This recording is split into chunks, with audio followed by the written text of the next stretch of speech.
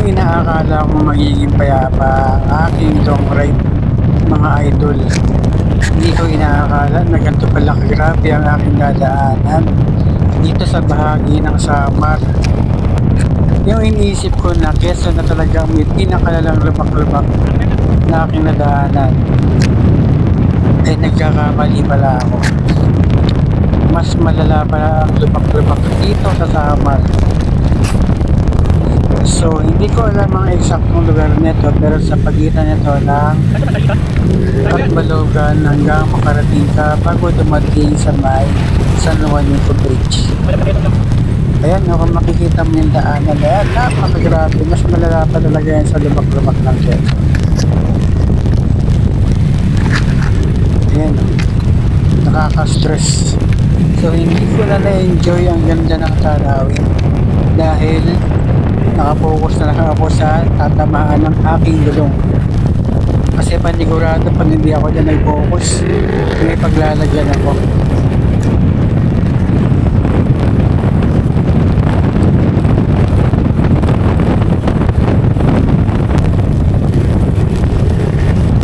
So yan, kahit tumitiran na ako sa shoulder, mga idol, ay lubak pa din.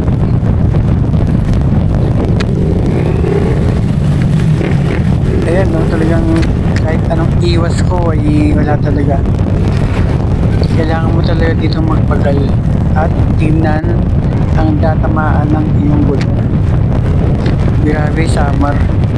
Doon, tayo kinauukulan dyan sa Samar. Baka gusto niya naman mag-land trip para malaman niyo naman ang kondisyon ng kalsada nyo.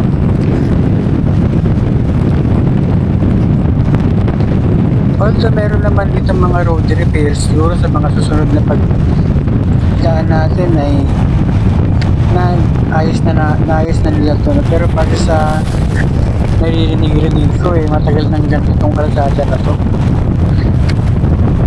Galaw-galaw naman kayo dyan, Loy.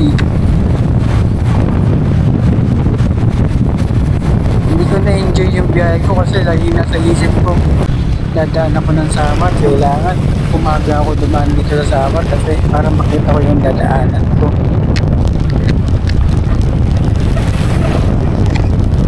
Ayan, grabe talaga. Kalubak-lubak ko. Nakahinga lang ako ng maayos sa aking reach nung lumagpas na ako ng Katbalogan. Yung papunta na ng Alim Samar.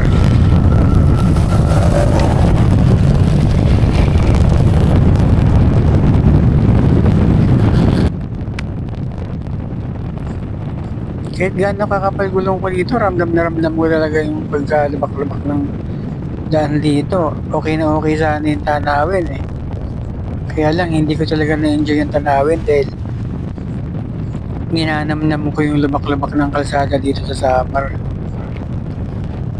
Ayan na, pagka hindi mo pinansin na itiyak bengkong ang iyong gulong o sabog ang iyong gulong.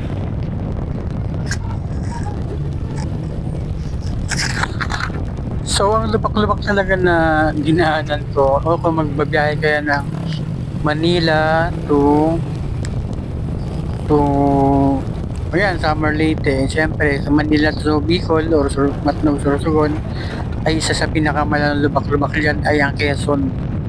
So, simula Pagbilao hanggang sa makalabas ka ng Andaya Highway sa Sibukot.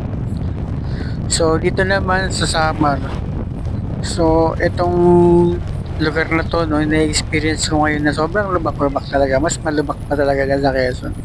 Eh, ito nga, no, yung paglagpas ko ng Katbalogan, papunta na ng bago makarating ng San Juanico Bridge. Yan, pero pag nakalagpas ka na sa dalawang lugar na yan na nabanggit kong lubak-lubak, ay puro goods na at mga swabe na yung daanan. So, dito lang, no.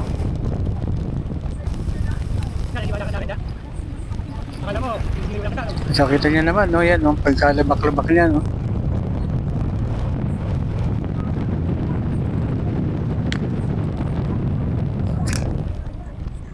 Kaya talagang tinarget talagang dumaan dito ay umaga, no, kasi kung gabi ako dadaan dito, nako, baka sa gilid ako or sa palayan na ako pulutin na ito.